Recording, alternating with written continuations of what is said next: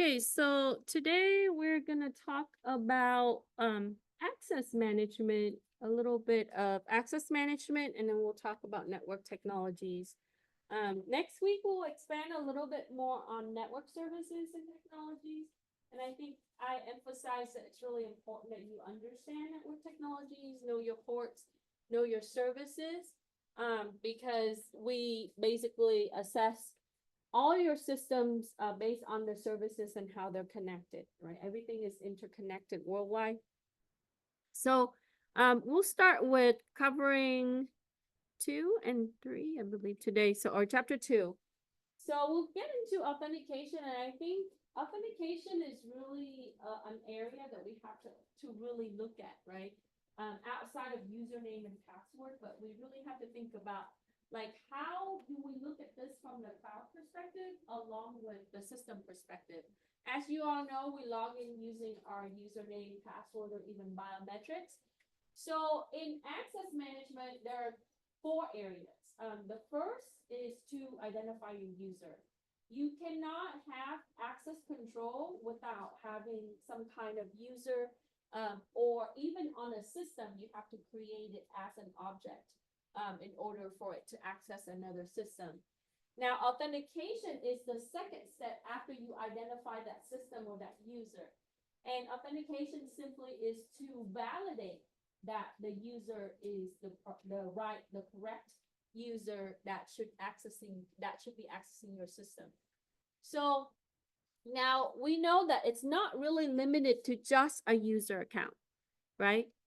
We often see that it is a user account because we are humans and we are users, right? But a lot of the times when you look at autonomous system, they are computers talking to one another, right?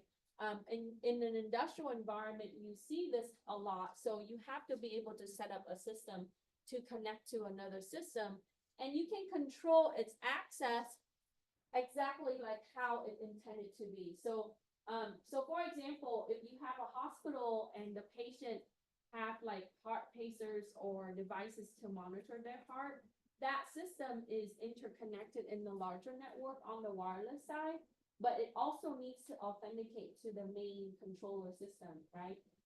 The downside of that is if somebody attacked the controller system, they can disable all of those heart monitoring tools or devices. So that can be a bad thing. So I really think that security, we fall down a lot because of access management. So if we do a better job here, we won't run into a lot of issues. So, and when you're looking at processes, when you're looking at things like, I know that you go to the grocery store, gas station, right? When you do a checkout, either self-checkout or somebody rings you up at the end, right? They press a certain button and that's gonna close up the transaction and it's gonna give you a total. Then it activates the next machine, which is the point of sales. So there's a process within that, right? The point of sale system doesn't get activated until that total is complete, your transaction is complete. And then it's gonna come back to the other system to print out your receipt. So when we look at that in an overall perspective, we have to think about the security in the process in that, like the breach of point of sale system, what's gonna happen if somebody take over that point of sale system at the gas station or at the store, and then coming back to the main terminal, the sales terminal, and then that's get connected to your database for inventory and everything else in your larger network. So your device authentication is also important in its processes. And then we have to be able to really take a look at the credential. Credential comes back to identity and authentication mechanism.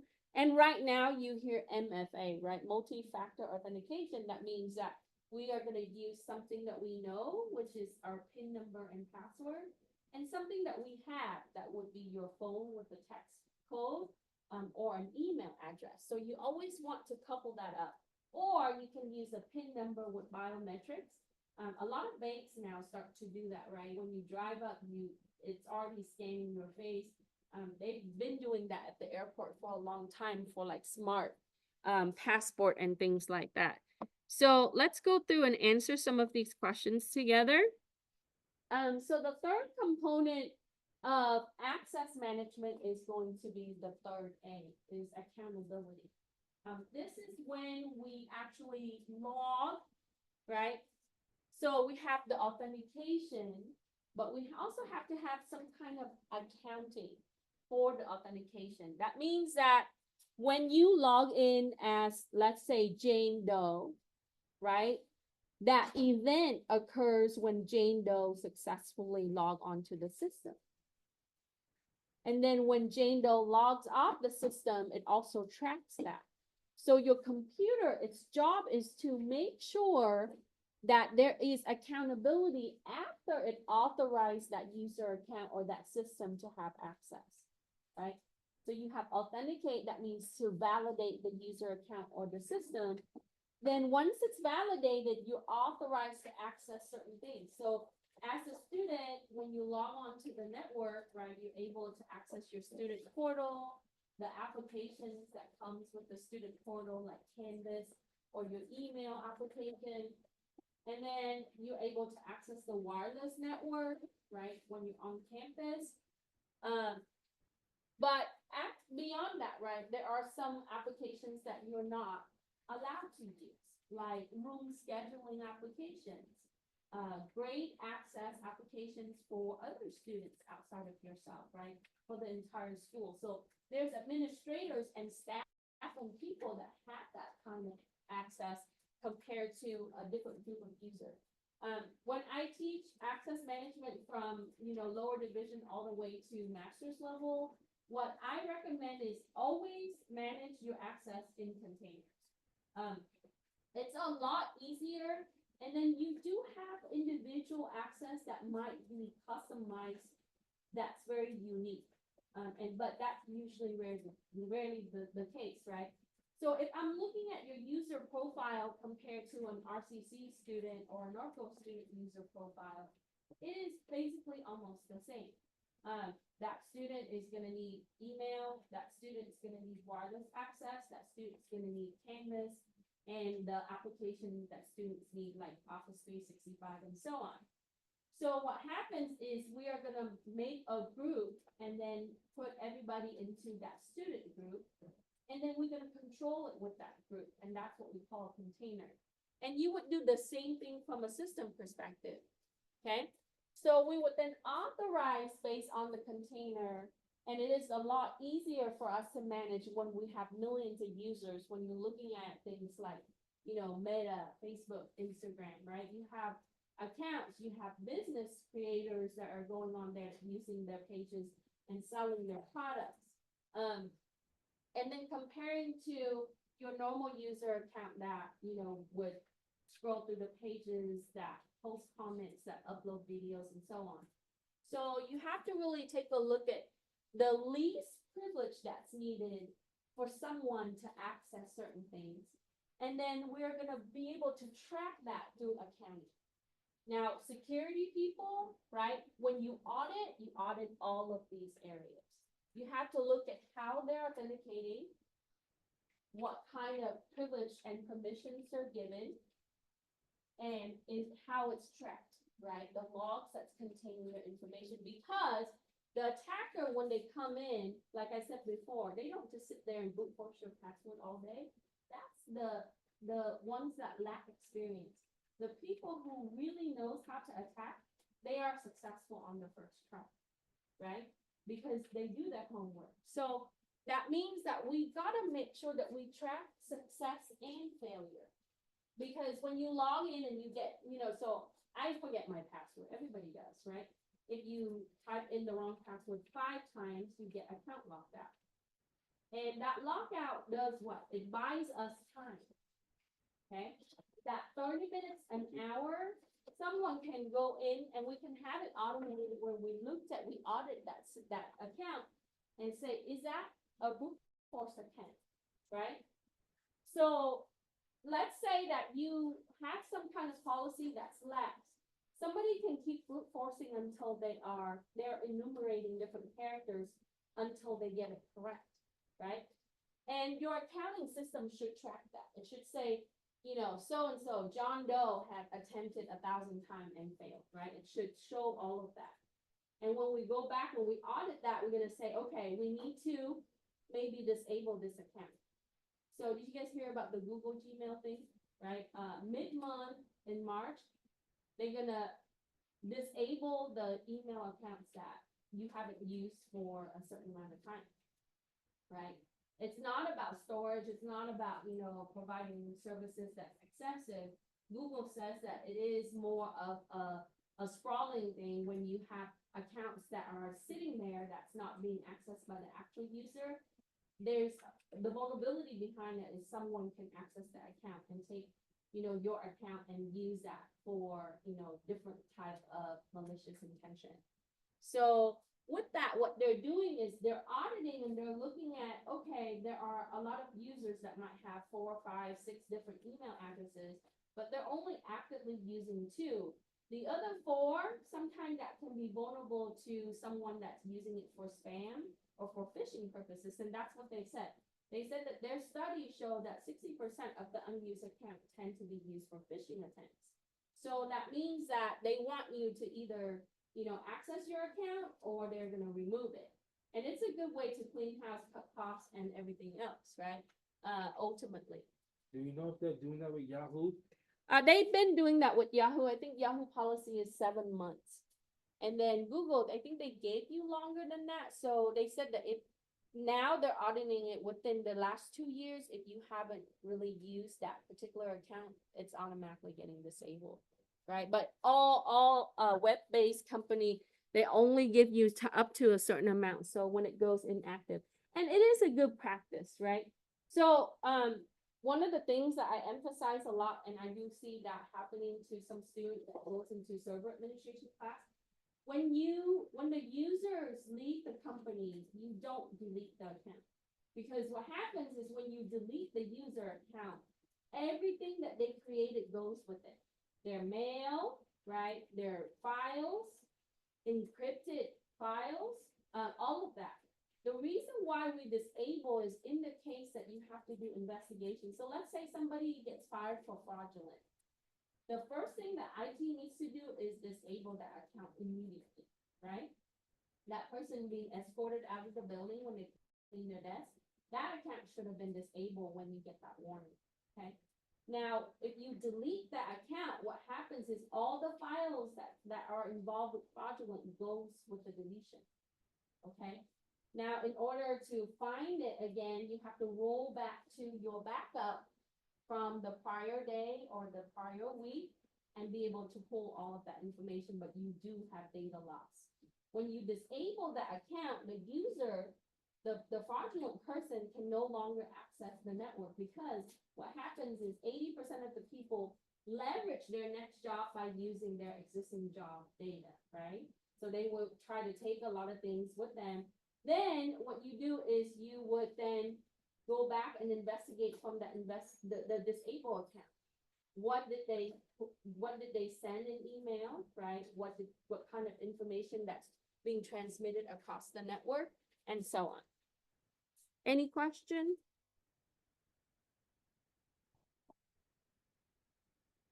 Okay, so here it goes into the AAA. Make sure we know this for our quiz and our final exam, what they are for access control. Next, we're going to talk about factors, and this is going to show up on your Security Plus certifications if you're looking to pursue that. Something you have, ownership, that's important. So we want to authenticate to ownership. I think all of you know this because, when you reset your password, it asks you for a phone number, right? And you receive a text with a temporary access code to reset your account. And that's because you have your smartphone, right? Or sometimes that will be an email address. You can send it to an email and you own that email, right?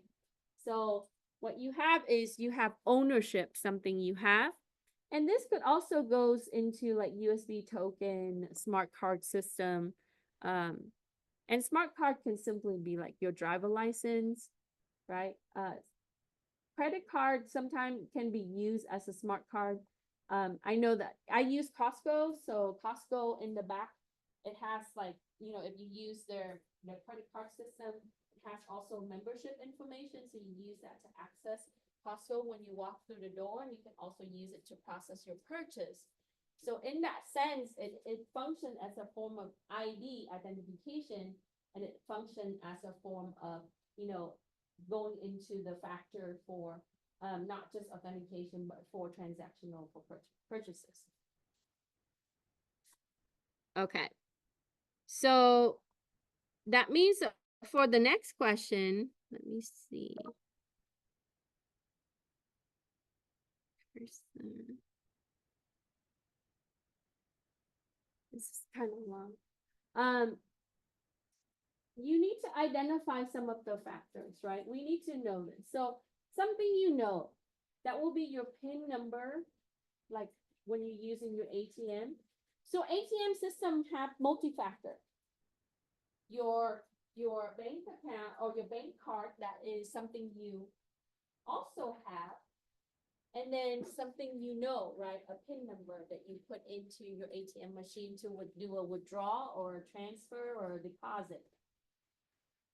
When you issue a password, and we know that we need to use 12 characters or longer password now, right? Before it used to be a minimum of 8.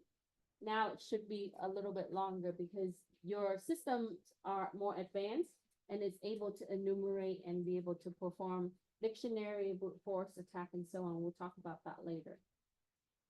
And then we would have something that you are, your characteristics, fingerprints, palm print, iris, retina, right? Gait, which is movement. So airport does gait tracking. So as soon as you walk through, right, it's able to identify you based on, you know, from the time that you check into the airport until the time that you leave. So how does it know whether I have a fake fingerprint or not? And how do people make fake fingerprints? I'm sure you've seen TV shows and videos of people doing this, like spies movie, right? So, or even voice recognition. So I mentioned before how long, so do you know how long it takes for a voice sample to be deepfake? How long? It's like 30, 60 seconds. 30 seconds, right? So if someone grabbed your voice sample for 30 seconds, right, they can use AI to generate that same voice, also your face, and be able to impersonate you, right, 30 seconds, according to the FBI. Now, can someone make a fake finger and use it to scan like a mannequin finger? Well, biometric scanners are smarter now, right? It sends heat from your hand. It also does vein mapping. So when you do a palm scan, like for example, if you go to when you enter a different country, sometimes they need to scan both of your hands or 5 of your fingers to check against your passport, right? Those scanners actually check like that. Number one, the subject is alive, right? So heat sensor and vein mapping. For your palm, it looks at the lines and that's how it maps the template. I know that some of you use biometrics on your phone, right? When you first use biometrics, it needs to sample the templates. That means that if you do facial recognition, it needs to take a picture of your face multiple times. What does it do? It maps how wide is your face, how far is your forehead from the bridge of your nose, how far apart are your cheeks, right? And then your lips to your chin. All of this is mathematical algorithm that's put in. And every time that you re-authenticate, when you take your camera and you take a picture of yourself to log back into your phone or your tablet, it's going to compare that picture, right, and calculate that into a mathematical value to the template. That's how it's going to do a matchup. And this needs to be done in nanoseconds and microseconds, right? Otherwise, we won't be able to log in. So biometrics is something that we are using, and I think that we can definitely grow from that area. And the frustrating part is sometimes it doesn't work, right? But it is effective in a lot of sense. because it's easier and you don't have to remember a lot of things. Now, can someone reach a system with biometrics? As long as they have the templates and a matchable algorithm, right? Because ultimately it's a computational value. So can someone fake a fingerprint? They can capture your fingerprint using VWAX or some form of imprints that's able to capture that. I'm sure you've seen it in movies. They make it a lot easier than it is, right? But when you put that fingerprint onto a reader, the reader, if it's a fake fingerprint, it should be able to tell the system that it's a fake fingerprint because number one, it's not a live scan fingerprint, right? Yes. Aren't biometrics technically like a file somewhere with data, and it's technically like It a is, file? it is a file, but when you do all of these templates, it's a number. It computed to a mathematical number, and that number matches, think of like, kind of like hash, but so let's say that your face is equal to 83, right? The next time you take a picture, the computer calculates that, it's gonna match that 83 to 83, that's how you authenticate. So in saying that, so it's like, yes, there's biometrics, and I put my finger on there and it does it. Can we technically somehow figure out a way to get past biometrics by copying that file? Forging that file, that's correct. If you are able to forge it with the right algorithm, that just doesn't match, right? Yeah. So it's not completely unbreakable, nothing is unbreakable, right? So as long as they have your template and how that's computed to do the match. Sure. Okay, and then you know, like the swipe screen, and we would still, so this is more of like an action based, right? It will tell you to do these things or click these things or have a pattern of movement. And then somewhere you are, GPS location. This is kind of important in the area of wireless when we look at that on devices, how it really control like what part of the network that you're in. Based on, you know, and how it's giving you IP addresses. And so you do see some of the GPS, but GPS can also be incorporated or location. We can do that with zone control. Like for example, I have a smart device, and as soon as I walk into my work facility, right, like I'm able to access the network and some of the resources on that network. And then when I leave into the public network, I won't be able to do that. So that can be of important as well. And then you would then, something that you would exhibit, this is traditional, right? We would show an ID. So this is what you do at the airport, or, you know, when you go into a highly sensitive area, you would use like a CAF card. That's just like an ID card, or military area. Okay, but we want to use MFA, multi-factor authentication. That's always important. So you will get questions on MFA on Security Plus for sure. Okay, so for 3, it says Mickey received a one-time password that expires in 60 seconds. We all see this with the reset of the password. To access his account, password reset, what type of password did Mickey receive? And this is gonna be time-based one-time password, and it's called TOTP. This is generated, a lot of time they use a randomly generated system to give you this password. Right? Yes. Yeah. Or to your email, if you don't have a smartphone number, right? Or your smartphone, you don't want to supply them with the smartphone number. Yeah. So when you click, I want to reset my password, and then it says text or send email, you click text. Yeah, that's the TOTP. Now the system behind it is that when that process, when you click that option, right, it's gonna send it to that number. It's a randomly generated a one-time password.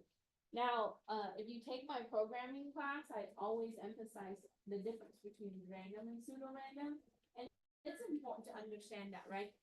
So a lot of the system have pseudo-random, which is, it looks like random, but it's not truly random.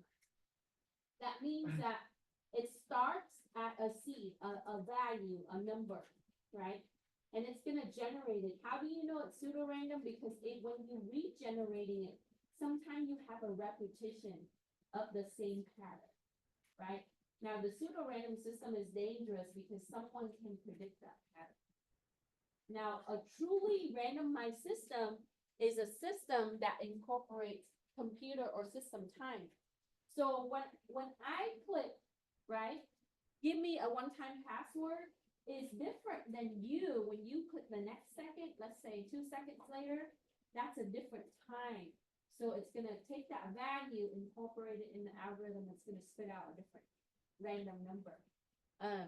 So that's important to think about when you are selecting a certain type of, application that will be able to generate this, right?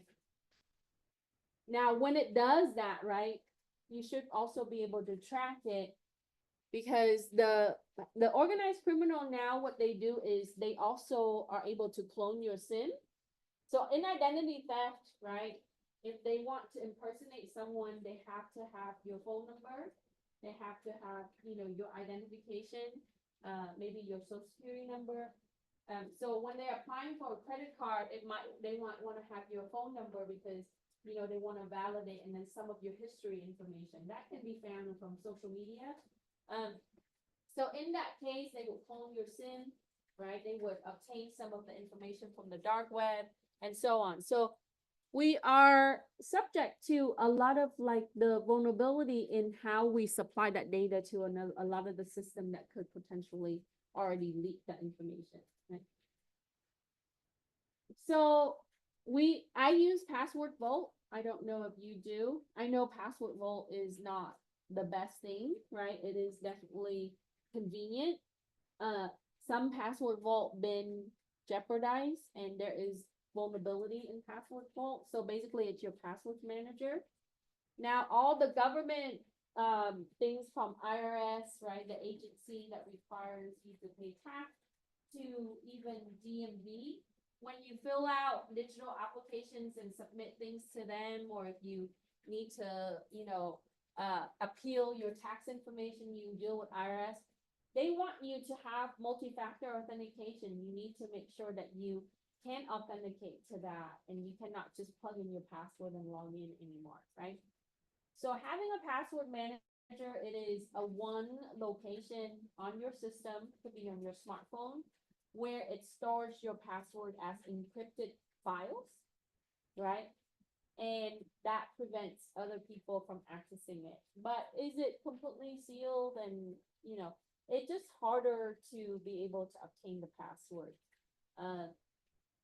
Because, if we're looking at all technology can be reverse engineered and, and looked at ways to be able to breach.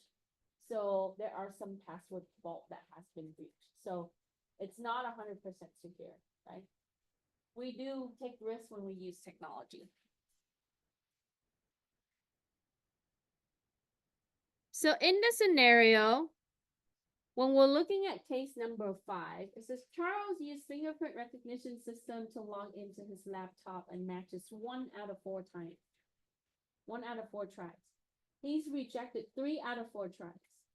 What is the efficacy rate for this system? So when you incorporate biometrics in your system or in your network environment, you have to think about how effective they are, right? So we know that he's successful 1 out of 4. That means that the acceptance rate is only 25%. So how frustrating would it be for a user? They can only log in 1 out of the 4 tries, right? I have to press my fingerprint 4 times in order to log in. And that can take up a lot of time. So the false rejection rate is 75%, 3 out of 4 times. So when you look at that, you would look at, is it false positive or false negative, right? And so we want to make sure that our system, number 1, is accurate. Number 2 has high efficacy rate. That means that it is going to give you efficiency. When people need to log in, it would need to log in, right? I think on iOS now and Android systems, it is faster and it's very responsive, right? And then on top of that, you can use your PIN with your biometrics. So it's multi-factor. Yes. So that false rejection rate is, those are considered false positives. I have a hard time with like that kind of stuff, right? There's like true, true, true, false, false, true, false, false. Right. And a false rejection meaning I'm It's the- unsuccessful, it's the correct biometrics, but it But- didn't log them in, it didn't log them in, and it's that, false negative. that's a false negative, right? So it's saying biometrics is reading it as wrong. I'm the right person, right? But the system is telling me I'm not, so it's false negative. And you tend to see more system in this area than the false positive. You want false negative because in all else, right, they don't get logged in. Right, even if I'm the incorrect person, I don't get logged in. Now, the false positive, on the positive side, on the plus side is that it does log in the right person, but the wrong person also get logged in. Okay. Yes. Yeah, so you want, so in this case, right, we want to at least reverse this, so if you want more efficiency, then you want to have higher true acceptance. That means that, you know, the right person logs in and it logs them in instead of rejecting them versus, you know, frustration in not getting logged in. That's true positive. Yeah. Like true acceptance, true. Positive. Yeah. Yeah, so, all system, it gives you when they benchmark it, they will tell you, right, like what is the percentage for the accuracy. I did my dissertation in this area, and so I did a piloted for like, you know, hospitality type. So if you work as a bartender, you use your fingerprint to be able to access your system so you can take your customer order and be able to log into your schedule hours and stuff like that. So I build out that type of things and then I test it. So my population was 2,000 people in the nation participated. And then, you know, over time, and I had to run 2 pilots in order to see how that's like. But when I was doing it, biometrics was not as popular compared to now. The system is tremendously better, right? So. Okay. So, overall, in this industry, you are gonna have a lot of like knowledge-based type of systems. But in authentication, you have 2 areas for knowledge-based authentication, static and dynamic. For the static KBA, this allows you to verify the identity when the password is forgotten by the user. So, for example, you get the security questions, right? Security questions to me is, it does its job, but a lot of people can also find this information in other areas about you, right? So for example, like where did you go to high school? Or who is your first best friend, right? What is the favorite, you know, ice cream flavor? Those are the type of questions that supposedly be unique. But what if you post on your Instagram, I bought my favorite ice cream today, right? Like from Baskin Robbins. And this is the flavor. That public information can be used against you in the static KBA, you see? Now, security questions, you should not only have one security question, but you should have multiple security questions to really validate that is the unique individual identity. So I might, you know, I would supply the information to the system. Even if you know me, you might not have that information, right? That should be unique. Now, a lot of the system, the way they use the static KBA is to allow the user to make their own security question instead of having a pre-made question, right? Yes. Yeah, so it is gonna go into a database, right, for that particular user. So I am, for example, my name, right, is a user account. And then I would create 5 security questions about myself. It's gonna tie to my user account on that database, that user database, right? So if that database is breached, guess what happens? password security, all my account information is exposed. This is tend to be the case when you see the breach in the larger networks, right? And then you got the dynamic KVA that would identify without the accounts. So it is on the high risk transaction, but then it also does the multiple choice questions to the specific knowledge, such as it would say, oh, select where you used to live 10 years ago, and it would give you the city and the addresses, and then you would pick the right one. But that can also be found, right? Based on tax information, if you own properties, there are a lot of different things. So in my opinion, KVA is okay. I mean, you know, subpar. It's gonna be to its best potential. Knowledge base is tied to a system like what he was asking, and that if that system is breached, then all your information is also.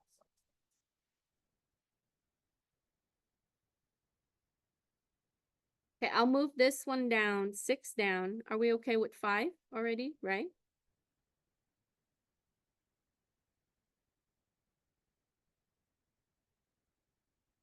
So we would then need to be able to set your password policy. I wanted for you to do the lab on this today, but we don't have access to the drive that contain the virtual machine, so we'll do that next time. So the purpose of the password policy, these are rules on how you would be able to set your passwords or use your password. So a password policy would be able to contain the history password. Like if I reuse the last 5 password, I'm not allowed to do that, right? I won't be able to reuse the last 5 passwords. My password has to be a certain length. You can make it 12 characters, but by default, all OS is the minimum is 8. So if you use web-based authentication, it's always good to have a really lengthy password. And you can have a password generator on your device and it will generate the password. And then sometime that will store it to the password vault, right? Is it always accurate and useful? Not 100%, but sometimes it could be useful. How complex do you want your password? I want upper letter, lowercase letter, symbols, numbers, all of those things. So we want to set the complexity. And then we want an expiration. So they have to reset their password or recreate the password after a certain amount of time. So let's say that I want the user to have a new password every 90 days, right? Every 3 months.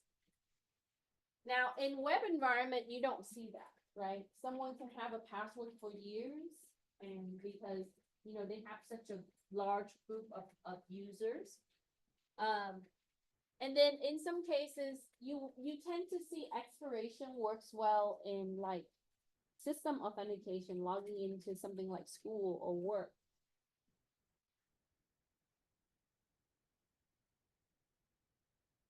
And password reset should be automated. That should be simple. Now, the user account policy and security policy management console to configure the password history. This you can pull up through GP Edit. In a little bit, I'll show you. I intended to show you through the lab today, but we'll do a different lab and then we'll come back. So in Windows environment, you will be able to see this through Group Policy Editor. This allows you to go into your security setting or your security policy and be able to manage your account policy.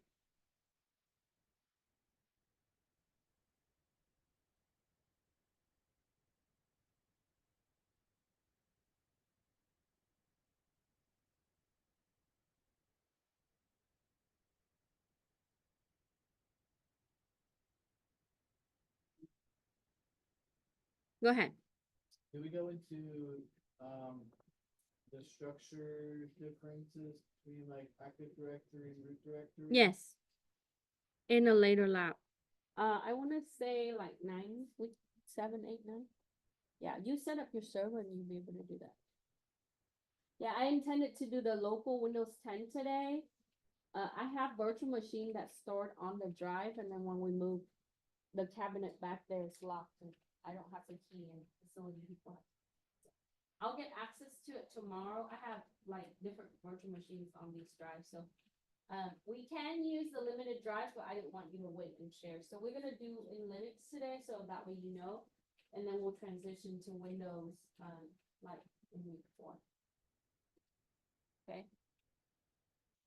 Did you guys know that Linux administration makes really good money, right? 90 something percent of web servers are Linux servers.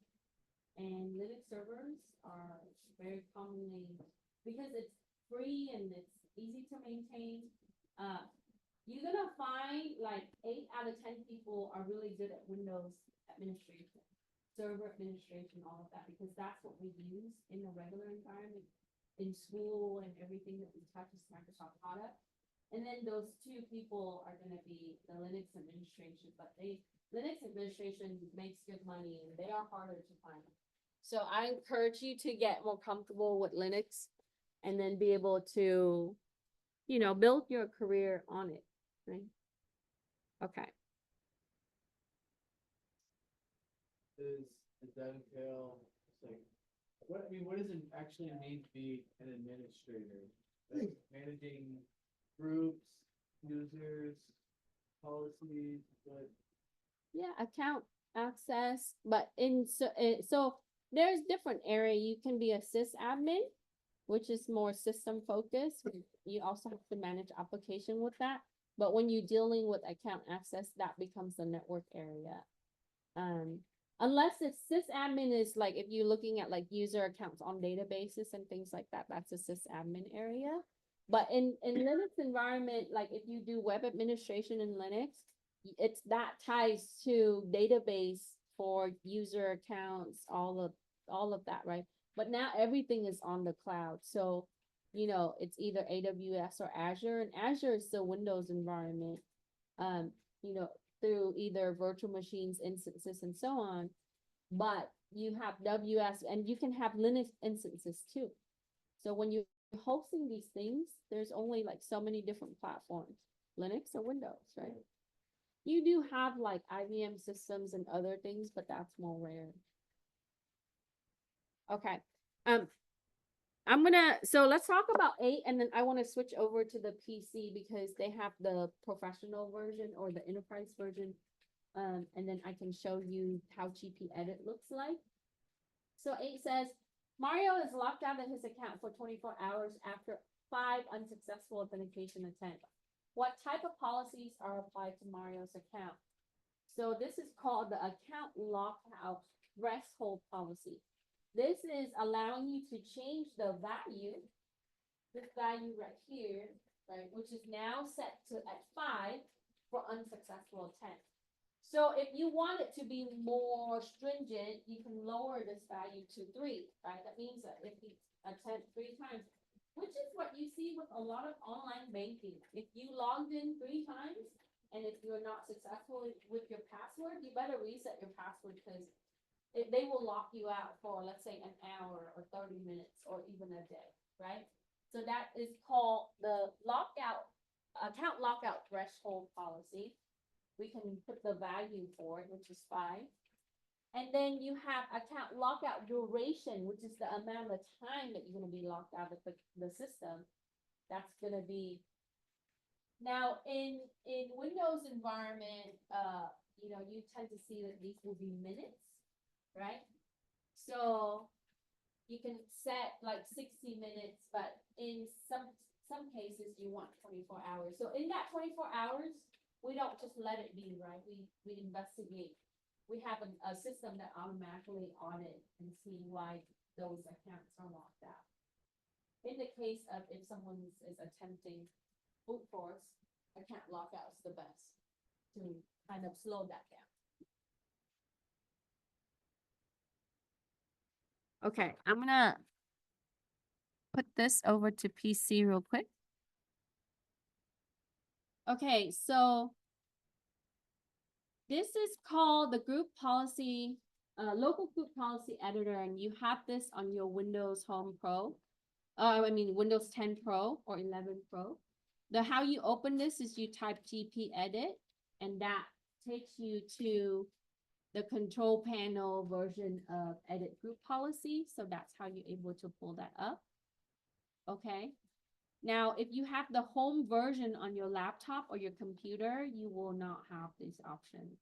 The only way that you can control user accounts and groups is through the settings or control panel. Okay, that's why on my laptop, this one it has like just like the home version. And then, so if you have that, the OS doesn't have the console, right, that you need. Okay, so this is what it looks like. Question? On Windows 10? Yeah, there's different flavors of Windows 10 or 11, right? So you have the home version, which is what you buy with your laptop for most one. When you look at the spec, it say it comes with Windows 11 Home. The Home doesn't have administration console like this. But if you buy a system, let's say a laptop that it comes with Pro, right, or a better version, then it would have this option. It's just So a GP edit? yeah, group policy editor, right? GP edit. So I search for GP edit here, and I'm able to click this, and this opens up, right? And when you look at this, you are going to see that it has like these arrows, right? And you can expand, and depending on who you're logged in as, if you're the administrator, you're able to see that. So earlier, right, I mentioned that there is security settings, right? So you go into Windows settings, and then you go into security settings, and here is where you see account policies. That's what we talked about, okay? And your password policy is here, right? So if you click the password policy, you would see that right now, right, my password age is 42 days. That's the setting, and you can change this, right? When we change it, we simply double click, and then you change the value. Understand? If I wanted to make it complex, I just enable it, click enable. That means it has to have upper letter, lowercase letter, and you know, digits. Yes. Yeah. So let's say that at home you have 3 other users who are using your computer, and you know, they might not use password right now. But when you change this policy, it's going to apply up on as soon as you click apply. Then when they try to access, they are going to have to make a password, and it has to have the requirement. Yeah. And then if they don't, it's going to keep prompting them to make a password. Okay. So, and then, you know, you can set the password age. Now the account lockout is right here. That's what we just talked about, right? You can set it. Right now I have it as 0 for this one, and then I can change that to 5, like the scenario with Mario. And then we can have the duration. See how it says minutes here? So in order to have duration, you have to have this set up first, and then you can change the duration here. Okay? It won't let me see how it's grayed out because I don't have this set. So yeah, it's kind of reversed. Microsoft should have put this on top and then that on second, but it's on the second, which is kind of backwards.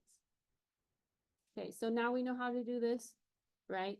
So I have students that are now working at the County of Riverside through the apprenticeship program. This is what they do, right? But on the Active Directory and so on. So they do account management and administration for the county. So whenever they have a user that's new, like a new employee, they create the account, they set it up, they put it in the groups, and then they do account audit as well. Okay, and that can be part of security, right? So I did AD administration for a long time. Active Directory has like group policy. You could like set up group policies beforehand and just like Yeah, through a template. right, like a template. Yeah, so you can definitely have it is a lot more convenient through a server environment because it's made for a larger type of use. Yeah, and then you can deploy it, and it's a lot easier in an overall picture, but to practice, I think with the local system is probably a good start. Okay, so for number 9, it says Alma purchased a new Linksys wireless router for her home. The default user account is administrator and the password is admin. What should Alma do to increase access security for her wireless router? In any brand, right, any devices, you should change the default password and the account. Do we know how to do that for your wireless router at home? Some of you, yes, I know, I set it up. That's the default here, right? Yeah, so you use the default IP address that the router comes with. Normally it's 192.168.0.1. It's really easy. I'll show you. So you connect your router to your configuration system. Like for example, if I'm using my desktop, I take the cable, right? We will do a lab on this. We connect it to the router itself, not the LAN, right? And then you open up your browser. Okay. Any browser. So for example, I want to open up Edge. If Edge opens up for me. And then you know where you type the URL, you just type 192.168.0.1 or whatever the IP address. Sometimes it's .1.1, right? And you know, you see how that's often searched, right, for login. So if it's connected properly, it's going to prompt you to a page where you would log in with the account. So you would use the default username and password that the router it supplies you with, and then you can go in there and change it. So we'll do a lap on it. Any questions? Okay. So we need to change the default username and password for that wireless device. Now, when you're working with, so end users are just users, right? But the root users are equivalent to the administrators. That's the highest level. So anybody that wants to configure and change system settings at the most is going to want to be an administrator. That will be Windows system. And then Linux, that will be a root user. Now, you don't want to use system on a normal basis as an administrator. So let's say that you get hired as a sysadmin, system administrator, right? After you finish school, it's great. But your login should not be at that level at all the time. So your normal usage, let's say I'm searching the internet, I'm writing some reports, I'm checking my email, right? That should be a regular user account. The administrator level is only when you need to configure and it should be to the use, right? So when we set it up, we always want to use the least privilege principle. That means that you require the least amount of access to perform something, right? Before you would elevate that person to the next level. And we want to apply the password and the account lockout policy just like any other accounts in our system. This is going to come up for many certification. This is applied in Microsoft. Least privilege is applied in everything. So that means what? If let's say that I am a staff and I answer, like I'm a receptionist, right? You see that all the time.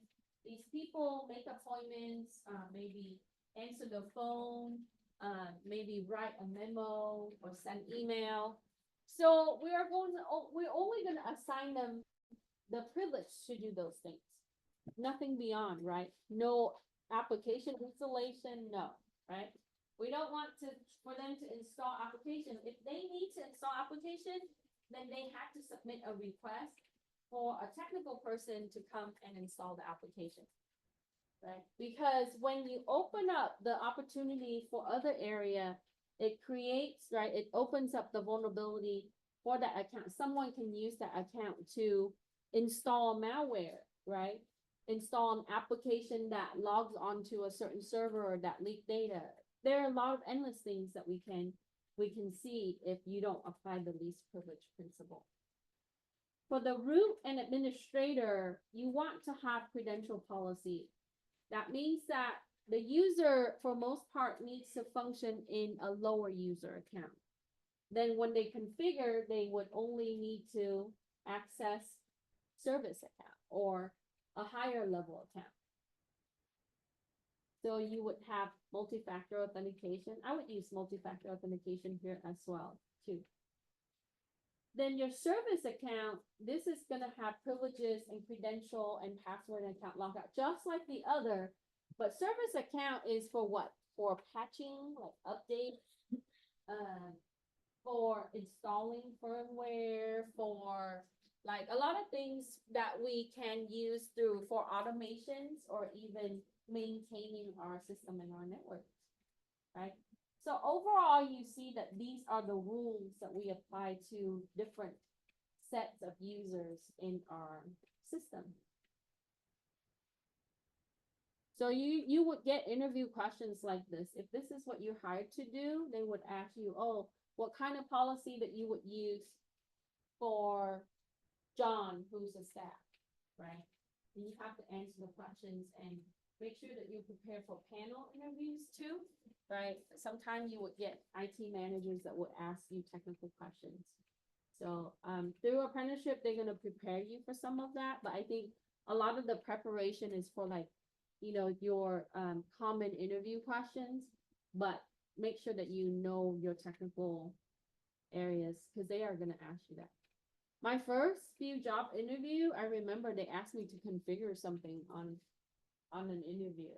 That was so easy though, but they were like, oh, we need you to go and change your display properties and configure it for dual monitor. And I was like, oh, I can do this.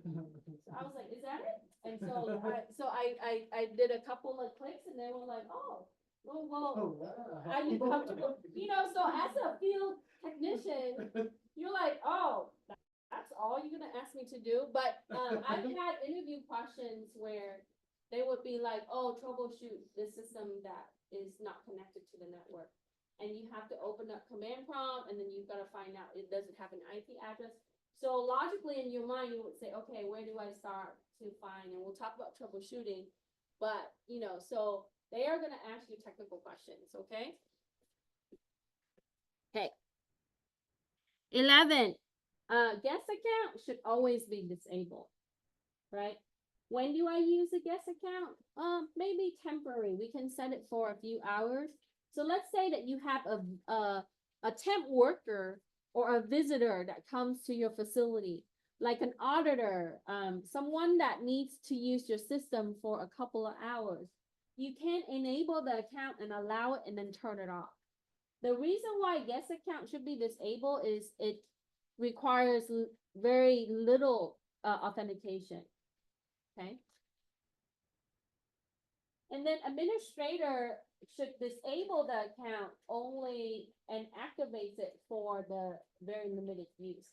So when you access a system as administrator, what happens is that allows you to have access to everything for configuration. And if someone can get access to this account, the administrator account, they would be able to change your system configuration. So that's one of the phase in the attack is once you get in, you elevate your privilege, right? You go from a regular user and you do sudo, right? You become a root user or you become an admin, run as administrator, and then you put in the password that you set. The reason why they do that is they can install backdoor or they can leave things that allow them to come back at a later time. So limited the administrator account use, right? And limited the guest account or disable it for most use. That's including your wireless network. I think your wireless router comes with that turn off by default, right? And you do see this in some public network. They say, oh, you can just use the guest account to log in. Well, you know, that means that that network better not have anything sensitive or essential. Because if an attacker, if you can come in as a guest account, they can come in as a guest account. Okay.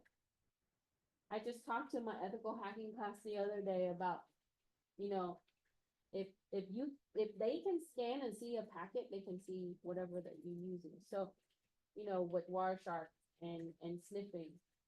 So you just gotta be careful about access and how you manage it.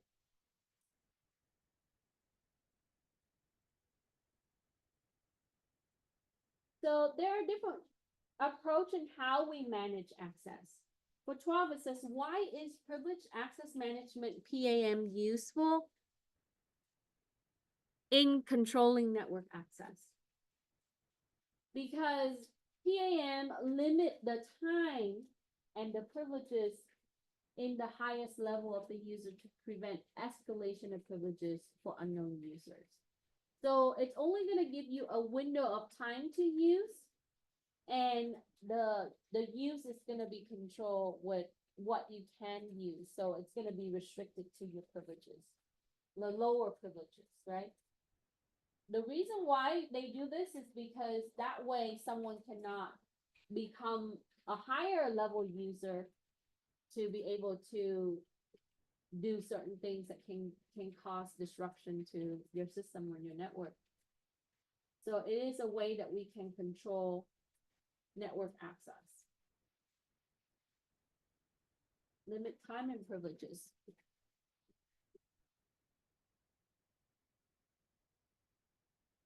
And then for 13, it says, why should administrator use end user account regularly on the daily basis, right? And I mentioned this before, just to reduce the risk of an unauthorized user accessing the administrator account or attempt escalation attacks. And you don't want that unauthorized user to impersonate the administrator by using the administrator account, because then they would be able to disrupt the network, right? Do a lot of different configuration, set a lot of different configuration that can cause problems. So that's one of the practice.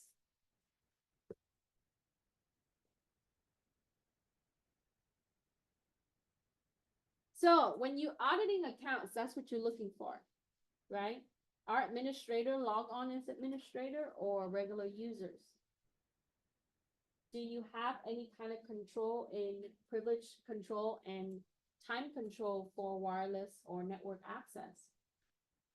Right? Is your guest account disabled? That's one thing I look for. So as a consultant, if someone asks me, oh, check out my network environment, my infrastructure, right? You have to go move from one area to the next. So one of the things that I do is to look at account audits. And even if you have thousands of users and hundreds of groups, you have to go through and look at the inventory of the users and groups and how they're set up in Active Directory and also the local systems, right? And then how the administrators' accounts are used or if they are used. Okay, and then the policies are set, password policies, and then also permissions for files.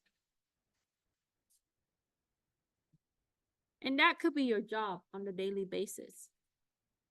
Let me move this down 12 and further. I know some of you are working on, so we can see all together. Okay.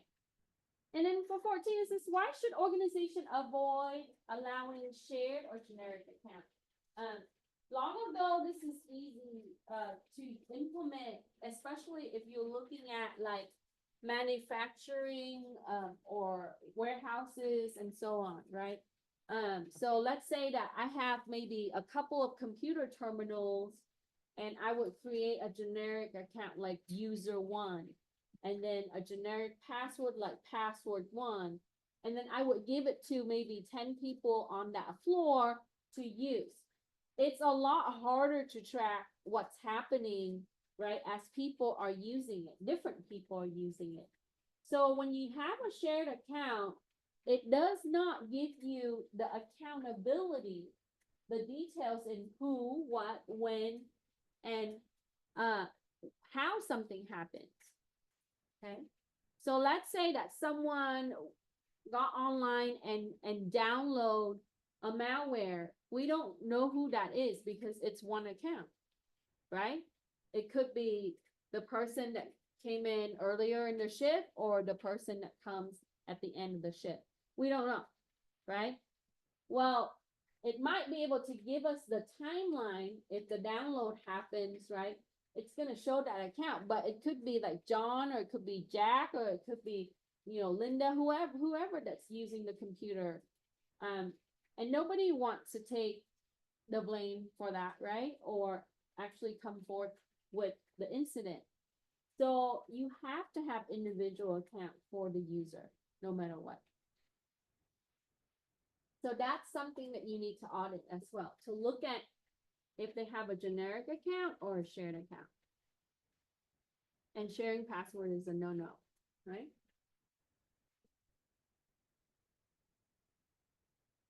Okay, so the accounts that should be disabled: guest account, administrator account, terminated employees account, and on leave account. People that are on leave for maybe illness, right? Or even, administrative leave. So as soon as you receive, so in IT, what happens is we would get like, so and so is going to be terminated, so and so is on leave. You get a ticket like that, and you would go into the account. And then you would right click the account and choose disable. That's all you do. It's like 2 clicks. And with that, they cannot log in anymore, right? Even remote. So if they're on leave and they have the laptop and they're trying to authenticate through the firewall to access whoever, no, they shouldn't, right? Because we would have another person that's already replacing them, or a temp worker that we work with, etc. Okay, so why is this important? This allows us to review permissions, which is how they access files and folders, privileges, how they access systems, to ensure that we follow the least privilege principle, and to prevent privilege creep. That means escalation of privilege, move up to the next level. Now, in order to be compliant, right? So for example, you work for a hospital, you have to be HIPAA compliant, and they require that you do account audit, right? If you work for a bank, right, you have to be compliant with for financial institution. You work for the government, you have to be FISMA compliant. So there are rules and regulation that requires you to audit. But in my opinion, in the case that you've been attacked and you're auditing, that's after the fact. That's been done, right? It's kind of like someone had gone into a home and stole everything, and then you go in and you say, oh, we used to have a really large TV. We used to have jewelry. It's like that, right? Auditing is like reviewing what you have when you have, okay? Now, if we audit before incidents and we regularly audit, we have a better understanding of what we currently have. It's kind of like you doing inventory of all the valuable things that you have, and you want to keep it in place and how it's accessed, right? So and so might not be able to access the safe that you store all your goods, and so on. So it's important that we have some form of frequent audit. So can you do this for a living, and can you get certified to do that? Sure, right? I'll show you. Okay, I know you typing. So if you search, right, you can look for CISA. And you look for CISA certifications. And it will take you to ISACA. We do have a class in this. I'm fixing this class, and we hope to offer it down the line. And you can see that you can get certifications in a lot of different areas in security. Outside of CompTIA, there are many bodies that can certify. So if you want to be a system auditor, you see CISA right there, right?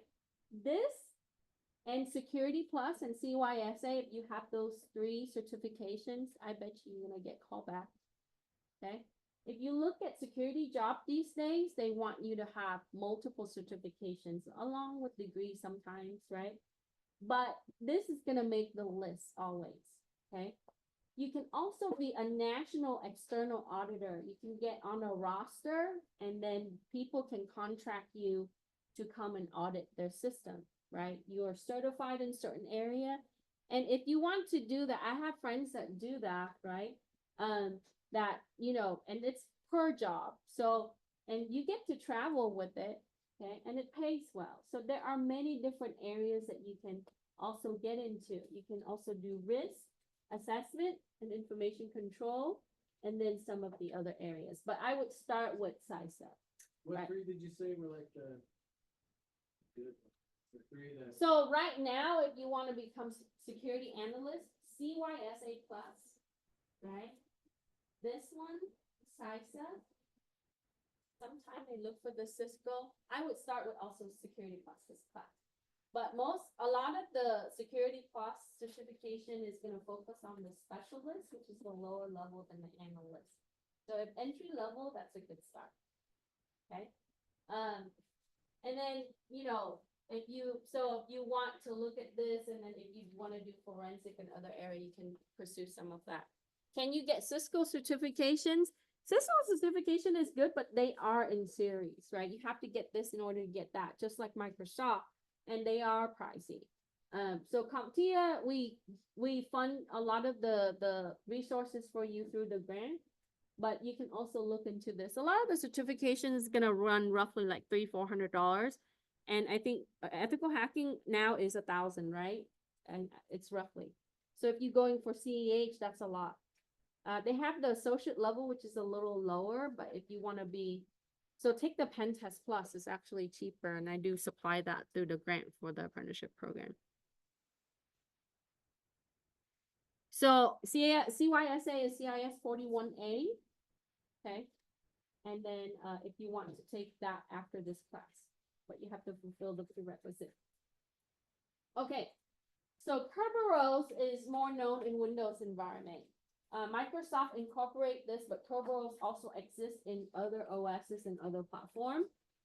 This is the technology that is used as a mechanism to be able to provide security for authentication in Windows Active Directory domains and also Unix. It uses what's called KDC, and you see this in a later lab for this class, and ticket granting packages. So let's think of it this way. It's kind of like you buy a pass to an amusement park like Disneyland, right? Through the process, let's say that you go online and you make a purchase, and they send you one of those, those wristlet things that you wear, okay?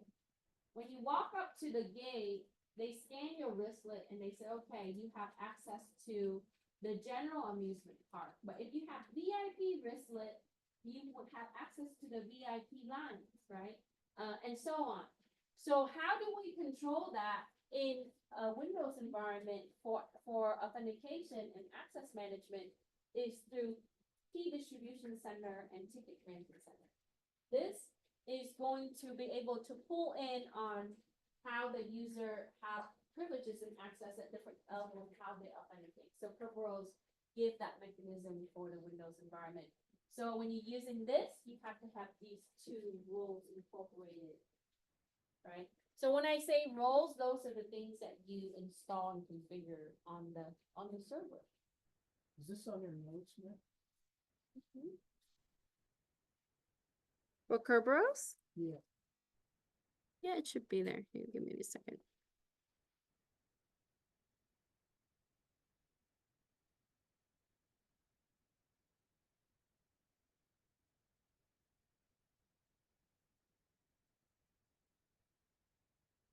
right there. Page 5.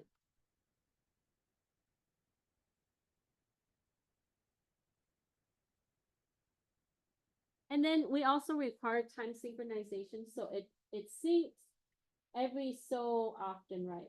By default, it's like 5 minutes and it has a timestamp. So that's how it knows that there's changes. Now, for NTLM, we'll come back to this concept when we do a brute force attack. So, you see that when you are enumerating to brute force your Windows system user account, let's say that I create a password for user 1S123, right? That password is stored, but what happens is it depends on the technology that you use to maintain that hash for the password, okay? So some hash can be challenges. So what you see is the earlier type of hash or we're still using MD5. Hash is just a numerical value that's given to something that's stored and your password is stored. It's a file. So that is a hash that's used. So if I can figure out this hash, I can figure out your password, right? So in a lot of the application that you see when it's trying to attack the password, like Pain Enable, what you see is that it's actually looking at a hash challenge. And if you're using the NTLM technology, right, because this is a type of protocol that's used for the system to be able to keep your password, it's able to enumerate and capture the password based on guessing the hash. So a lot of times you see password crackers are just hash guesser, or sometimes if you use an enumerator, it takes a long time, and the more processor you have, the better, right? So they would get bots to do that, or take zombie and be able to get those systems to generate like different password through the mechanical automation process, right? Okay. Okay.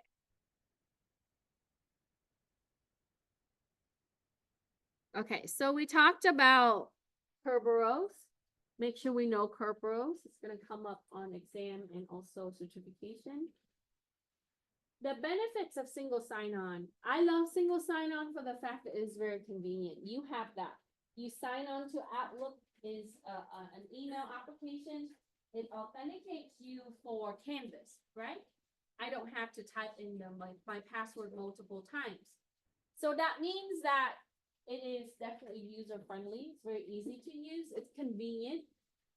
It's streamlined authentication process for the user. I don't have to have multiple steps to retype my password many times. The drawback for this is if the credential is lost or taken by someone, that information can be used for impersonalization. That means that they can impersonate you, right? So single sign-on is a service. It's known as SSO, and you see that a lot. We have it here at the college.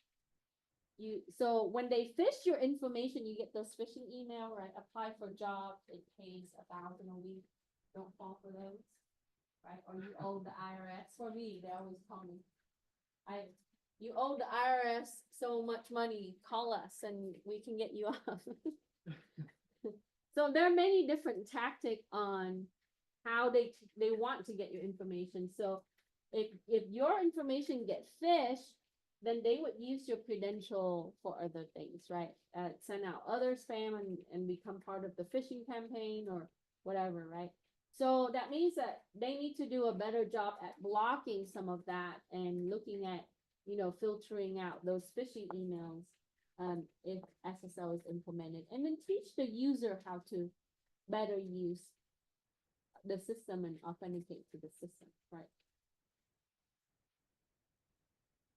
The older generations, whenever I work with older users, they always tell me, I can't remember the password, just disable it. Like, I don't want to use passwords. And I said, oh, you have to use passwords.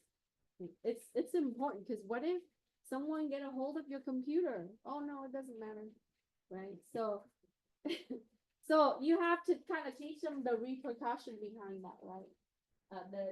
What if someone get your social security number and they take all your money, right?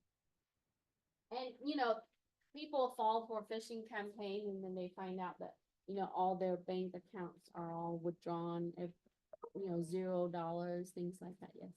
I feel like a lot of the infrastructure we have set up for identification is kind of outdated in itself. Law, yeah.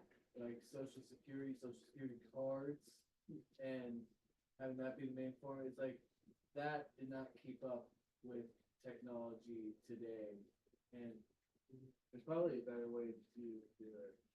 Yeah, I think so. I think there should be a better identification system, and it took us how long to go to smart ID, right?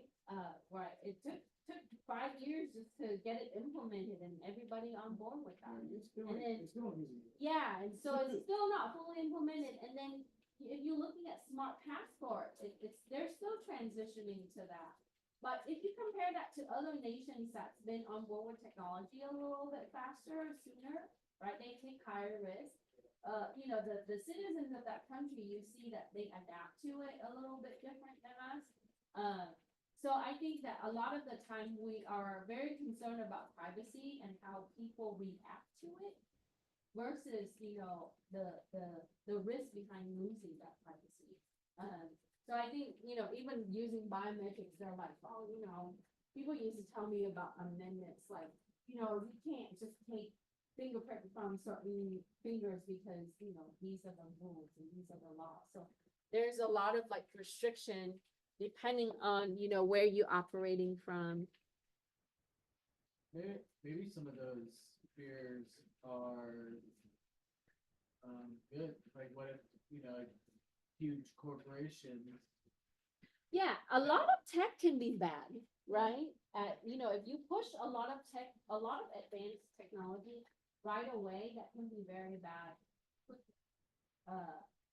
But if you do it too slow, then there's disadvantage with it.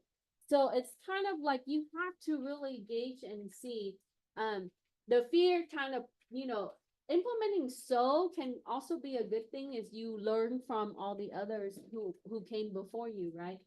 If they made mistake, you see that. But, the only downside is that, you're not really up to par with the current technology. So we'll see how AI is gonna take us, right? It seems to be really adapting really fast. And in the next few years, right, we'll see how that changes the way we work and as a nation, and also, your environment changed too, because now you have a lot of like automated type of processing systems. So, but people are still fearful of it, I'm sure. Have you ever seen like older people go onto AI generated web pages and boomers in particular? Oh, I taught, Yeah, like- the great things is they can learn very quickly from it. I taught some people on how to use AI, like just command to it, give it instruction, and they love it. They're like, oh, I did not know that I could just draw a picture of myself this way, right? So there are really good resources from it, and you have to embrace it, right? To kind of just, because if you always reject it because of fear, you have to look at the benefits of it and then also the drawbacks. But for 19, it says, explain the purpose of least privilege control. We mentioned this a little bit earlier, but only give the rights and permission that's needed to perform a certain task and functions. This is going to reduce the risk for overall your system, networks, and also domains.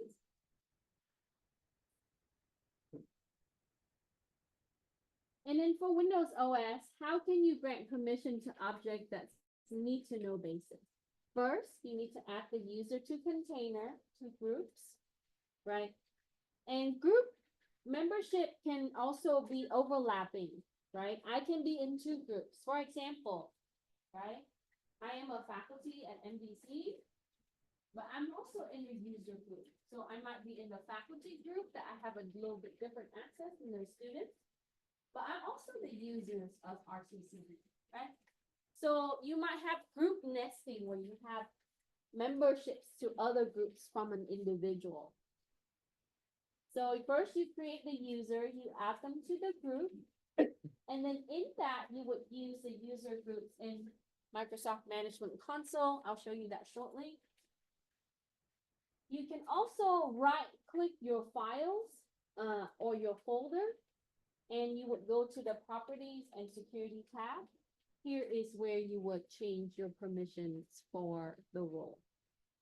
Okay, so this is permissions, right? This is where I can set up your group memberships for the user.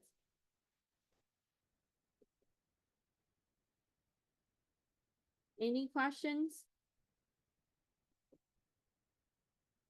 Okay, so let's show that real quick.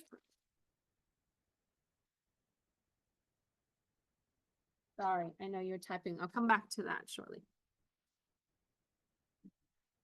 Okay, so I have a test folder here, right? And what I can do is I can control that object by adding the appropriate.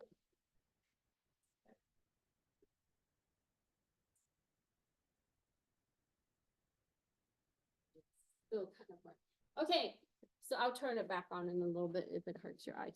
I can do this, right? Show more options, and then I go to properties. Okay, this is what they're talking about. This tab right here is called the NTFS permissions. This allows you to control the object permissions, and this only exists if you format your Windows operating system drive as NTFS. Okay, and that's from CIS27. So as you can see here, I'm a creator owner. I created that folder, so that gives me full control. You see all the check marks? Now the system also gonna have full control. By default, your OS does this, and the administrator have full control. Okay. Now, if I edit this, what I can do is I can add you as a user or a group, right? So I click edit and I click add. And here I can search for a group that exists. So let's say users, right? And here Microsoft is kind of nitpicky, so you have to type it exactly like how you name it. So if I find it, see how it finds it, it underlines it after I click check names, then I can add it and I can assign the permission, right? Like this. Okay. And then in the user, it by default, it does read and execute. That means that I can open up view and then run executable. List folder content, see whatever that's inside that folder, read. And now if I want to customize it, right, I can select write, which allows that user to save the changes and delete. Okay. So that's how you do object permissions for NTFS permission. Now this sharing tab right here is a sharing permission. Yes, it is confusing, but it has less permission than the NTFS permissions. You see how many permissions is here, right? There's a longer list and special permission is here, right? Now, in the sharing permissions, I can make this folder and I can share with a department, right? A group of people, a user. If I click share, I am the owner. You see my account right here. And what I can do is, I don't have the privilege to do this on the system or the network, but I can select, right, who I want to share that to and click add. And this exists since Windows 98, okay? That was long before some of you were born. And then in the sharing permissions, there's only a few permissions, so there's less explicit permissions in how you can share. The reason why they designed this was a legacy implementation, and it's really designed for people to just view, right, modify and do some. So there's like 3 permissions compared to what you see with the NTFS permissions. Now earlier, you can always right click your Windows button, and you are on as a regular user account, you might not be able to do this, right? Computer Management Console, when you right click your Windows button, this is going to take you here like this. Yes, this looked like the editor, but all Microsoft console looks kind of similar. Okay. This allows you to control your local system or your computer, right? In an administrative way. So if I can go in here, there's my users group, users folder. This is where I make a new user, right? Click and go new user. Once I have the user, I can also go into the groups. Now, when you see the double heads, right? So you see that there are some, Microsoft call it the built-in groups. And then you can also create your own group, like your custom group, like the VMware group that they have here for the school. So I first make a new user, right click new user. Once I have the user, I go into the group and I would create the group and add the user into the group. So I just right click, right? And then I can add. I don't have that task allowed, but okay, so that's what it was talking about. Any question?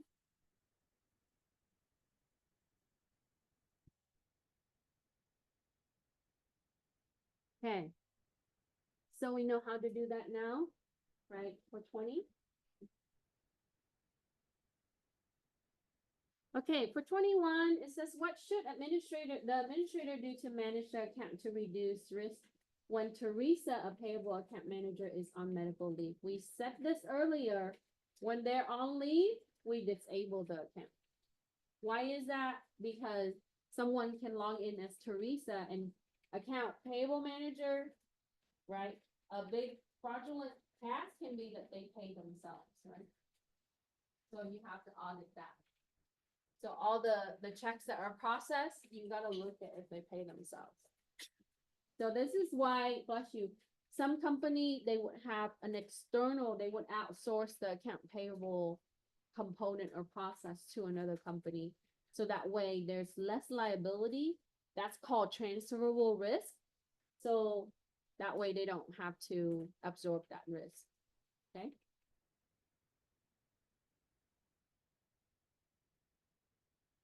Okay, so let's move 20 down to the next one. Oh, shoot. Oops. Okay, so who can recover or disable or delete the account? So let's say you had deleted that user account, but now you need to retrieve it because you need to find something from that account, right? So if I'm a disgruntled employee, if I don't like you and you're gonna fire me, I'm gonna quit before you fire me. Now I'm just delete files before I'm fired because I make those files, right? But the ownership, intellectual property is such a gray area. If the company pays me to create an account, even though I went out and I got the client, I'm on the company's dollar, that means that the company's own my data. So when I started deleting the data, right, I'm violating the company's policy and they have every right to pursue me in a legal manner, right? So that means that the administrator have to go back. If the account is deleted, the administrator logs in and retrieve the account. With that, we will be able to retrieve some files, right? Now, if they delete the files, empty the recycle bin, that goes into the Slack space, then we have to call the forensic people, the forensic team to come in with the forensic toolkit. That could be you, right? And pull it. Okay, sometimes we might not find the entire data, but at least we find pieces of it. And then if they encrypt everything, the administrator have the key to unlock. So they are the god of the computer, right? If you ever watched the movie Hacker from 1980 something, right? They used to say that the IT people, they like to call themselves god of the system. Yeah, that was like traditional old school hack. Okay, so make sure we know these models, very important, okay? You're gonna see this again in other security classes. So 23, it says provide an example of access control model, okay? This is called ACM or it's just AC. So all of these models are gonna end with access control. So we're gonna have role-based access control, most popular and common. This is based on your job or your function. So if I am a student, I'm gonna have the account access based on my role. If I'm a faculty, if I'm a teacher, I would have a role-based access where I would have access to application for teachers, right? And then you have rule-based access control. The firewall does this. Or you're at home, if you have wireless router and you configure the rules. So the rules could be that I want to block a certain port, right? Like port 80 or HTTP. It will follow that rule every time that port 80 is used, it's gonna block, right? So that's rule. And then you have discretionary access control, your DAC. This is ownership implementation. So the creator owner, as you saw earlier, I created the folder, I have full control. So I can give that access to anyone that I deem that would fit for that access. So let's say I want to share with the folder with you and I give you permission to delete, execute, and see files, right? Read, execute, and write. Then that becomes a discretionary. I have a discretion to allow or deny. Then you have mandatory access control, your MAC. An example of this is like top secret, top clearance, right? It's going to match with the people and the sensitivity of the file. So let's say that you see a job and it says top clearance required, right? So those people who pass the top level clearance is gonna have access to the highest level sensitivity documents and files and design, right? It could be for warfare, weapon design, etc. So it's gonna be for mandatory. You have to have a certain requirement met in order to access. Okay. And then you have attribute-based access control, your ADAC. And this is, an example of this is like software-defined network rules for a certain website. So attributes, think of it like characteristics to a particular type of content for a certain user access. Okay? Like YouTube is for example, when I share the video with you on YouTube, I have to click like, do I allow kids to watch this video or I don't allow kids to watch this video? So I only have two options, right? So if I click do not allow kids to watch this video, then I can push content for adult, right? But in the kids, there's censor requirements, right? So if you don't have the proper censor, YouTube don't allow you to publish. So that's usually attribute because it's content control. Question? Now, can you overlap some of these models? In a lot of the infrastructure in all your system and server, you're gonna see multiple models implemented.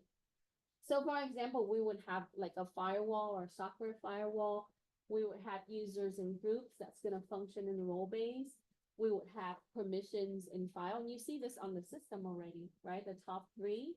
And then sometime, if you work with the military, the government, you're gonna also have this, right? So you're gonna have a mix of models, certifications, security certifications, they always ask in this area, example of it, so know the difference, that's important. Any question? Okay, so that's the last of the questions. I'm gonna stop recording and give you a break. You got the 20.